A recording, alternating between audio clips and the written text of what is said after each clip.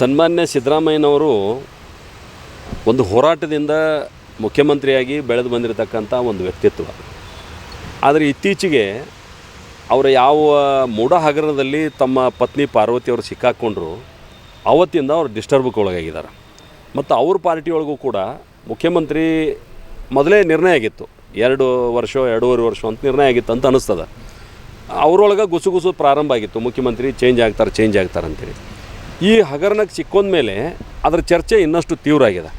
ಹೀಗಾಗಿ ಈ ಉಪಚುನಾವಣೆ ಮುಗಿದ ತಕ್ಷಣ ರಿಸಲ್ಟ್ ಏನಾದರೂ ವ್ಯತಿರಿಕ್ತ ಬಂದರೆ ನಿಶ್ಚಿತವಾಗಿ ಅವ್ರ ಪಾರ್ಟಿ ಒಳಗೆ ದೊಡ್ಡ ಕೂಗು ಹೇಳ್ತದೆ, ನೀವು ರಾಜೀನಾಮೆ ಕೊಡಬೇಕಂತೇಳಿ. ಹೀಗಾಗಿ ಆ ಎಲ್ಲ ಜನರಿಗೆ ಎಚ್ಚರಿಕೆ ಕೊಡುವಂಥ ಹಿನ್ನೆಲೆಯಲ್ಲಿ ಮೊನ್ನೆ ಅವರು ನನ್ನನ್ನು ಮುಟ್ಟಿದರೆ ರಾಜ್ಯದೇನ ಸುಮ್ಮನೆ ಇರಂಗಿಲ್ಲ ಅಂಥೇಳಿ ಅವ್ರ ಪಾರ್ಟಿಗೆ ಅವ್ರು ಎಚ್ಚರಿಕೆ ಕೊಟ್ಟಿದ್ದಾರೆ, ಅವ್ರ ಹೈಕಮಾಂಡ್ಗೆ ಅವ್ರಿಗೆ ಎಚ್ಚರಿಕೆ ಕೊಟ್ಟಿದ್ದಾರೆ. ಅವರ ಶಾಸಕರು ಮಾತಾಡಬಾರ್ದಂತೇಳಿ, ಅವರ ಮುಖ್ಯಮಂತ್ರಿ ಅಭ್ಯರ್ಥಿಗಳು ಮಾತಾಡಬಾರ್ದಂತೇಳಿ ಅವ್ರಿಗೆ ಅವ್ರು ಎಚ್ಚರಿಕೆ ಕೊಟ್ಟಿದ್ದಾರೆ. ಇದು BJPಗೆ ಅಲ್ಲ ಅಂತೇಳಿ ನಾನು ಅತ್ಯಂತ ಸ್ಪಷ್ಟವಾಗಿ ಹೇಳಲಿಕ್ಕೆ ಬಯಸ್ತೇನೆ. ಈ ಜಮೀರ್ ಅಹ್ಮದ್ ಅವರು ಈ ಚನ್ನಪಟ್ಟಣ ಬೈ-ಎಲೆಕ್ಷನ್ದಲ್ಲಿ ಈ ಕುಮಾರಸ್ವಾಮಿ ಅವ್ರ ಕಲರ್ ಬಗ್ಗೆ ಮಾತಾಡ್ತಾರೆ, ಎಷ್ಟು ಸರಿ ಅಂತ? ಜಮೀರ್ ಅಹ್ಮದ್ನಂಥ ಅಪ್ರಬುದ್ಧ ನಾಯಕನನ್ನು ಮಂತ್ರಿ ಮಾಡಿರುವಂಥದ್ದು ಈ ರಾಜ್ಯದ ದೌರ್ಭಾಗ್ಯ.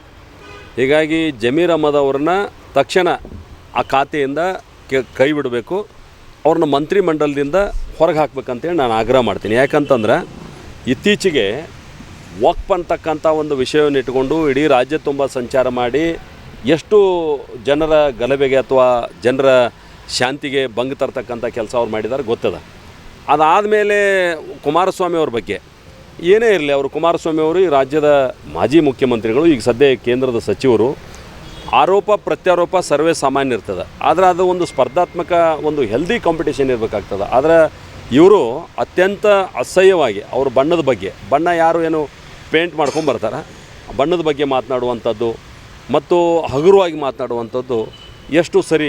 ಹೀಗಾಗಿ ಅಪ್ರಬುದ್ಧವಾಗಿರ್ತಕ್ಕಂಥ ಈ ಸಚಿವರನ್ನು ಸಂಪುಟದಿಂದ ಕೈ ಬಿಡೋದು ಭಾಳ ಯೋಗ್ಯ ಜನರ ಹಿತದೃಷ್ಟಿಯಿಂದ ಅಂತ ನಾನು ಸಿದ್ದರಾಮಯ್ಯನವರಿಗೆ ಆಗ್ರಹ ಮಾಡ್ತೀನಿ. ಸರಿ, BDCC ಬ್ಯಾಂಕ್ ಅಧ್ಯಕ್ಷ ಎಲೆಕ್ಷನ್ದಲ್ಲಿ ಲಾಸ್ಟ್ ಟೈಮ್ BJP ತೋರಿಸಿದಂಥ ಮುಖ್ಯಮಂತ್ರಿ ಸರಿ ಯಾಕೆ ತೋರಿಸಿಲ್ಲ? BJPಯವರೇ ಹೆಚ್ಚಿಗೆ ನಿರ್ದೇಶಕರಿರುವಾಗ ಕಾಂಗ್ರೆಸ್ನವ್ರಿಗೆ ಅಧ್ಯಕ್ಷ ಸ್ಥಾನ ಬಂತು, ಯಾಕೆ ಈ ಸರಿ ನಿರ್ಲಕ್ಷಿಸಿದ್ರು? BDCC ಬ್ಯಾಂಕ್ ಅಧ್ಯಕ್ಷರ ಆಯ್ಕೆಯೊಳಗೆ ನಾನು ಭಾಗವಹಿಸಿರಲಿಲ್ಲ. ನಮ್ಮ ಪಕ್ಷದ ಅನೇಕ ಮುಖಂಡರು ಭಾಗವಹಿಸಿದ್ರು. ಯಾರ್ಯಾರು ಭಾಗವಹಿಸಿದ್ರು ಅವರೇ ಅದಕ್ಕೆ ಉತ್ತರ ಕೊಡ್ತಾರೆ, ನಾನು ಕೊಡೋದು ಸೂಕ್ತ ಆಗೋದಿಲ್ಲ ಅಂತ ಅನಿಸ್ತದೆ. ಅಲ್ಲ, ಲಾಸ್ಟ್ ಟೈಮ್ ನಾನು ಇದ್ದೆ, ನಾವೆಲ್ಲ ಇನ್ವಾಲ್ವ್ ಆಗಿದ್ದೀವಿ. ಅವಾಗ ನಾವು ಉತ್ತರ ಕೊಡೋಕೆ ಬಂದಿದ್ದೆ. ಈಗ ನಾನು ಇನ್ವಾಲ್ವ್ ಆಗಿಲ್ಲ. ಹೀಗಾಗಿ ಯಾವ ಹಿನ್ನೆಲೆಯೊಳಗೆ ನಿರ್ಣಯ ತೊಗೊಂಡ್ರು ಅನ್ನುವಂಥದ್ದು ಅವರೇ ನಿಮ್ಗೆ ಉತ್ತರ ಕೊಡ್ತಾರೆ, ನಾವು ಅದಕ್ಕೆ ಕೊಡೋದು ಸೂಕ್ತ ಅಲ್ಲ ಅಂತ ಅನಿಸ್ತದೆ.